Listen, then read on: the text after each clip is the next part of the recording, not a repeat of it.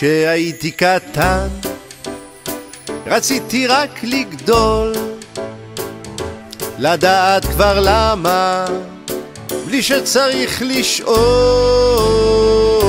לבנות חללית מהצדפים שבחול, להגיע לירח בלי לפחד ליפול.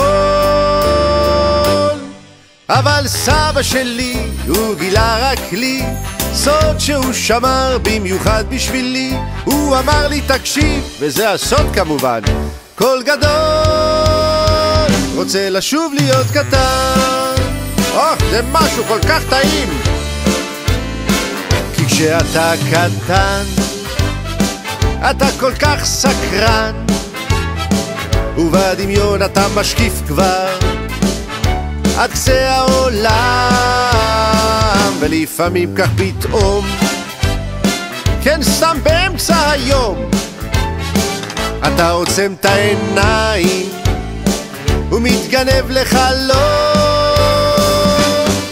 וגם סבא שלי הוא גילה רק לי סוד שהוא שמר במיוחד בשבילי. הוא אמר לי תקשיב, וזה הסוד כמובן, קול גדול רוצה לשוב להיות קטן.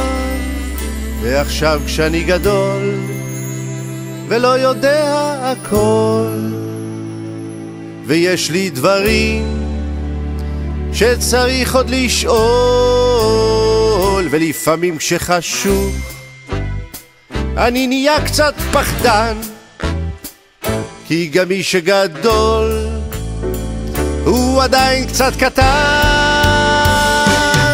וגם סבא שלי הוא גילה רק לי סוד שהוא שמר במיוחד בשבילי. אני זוכר עד היום, למרות שעבר המון זמן, קול גדול רוצה לשוב להיות קטן. וגם סבא שלי הוא גילה רק לי סוד שהוא שמר במיוחד בשבילי.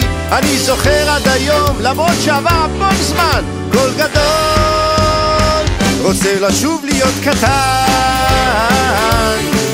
קול גדול רוצה לשוב להיות קטן.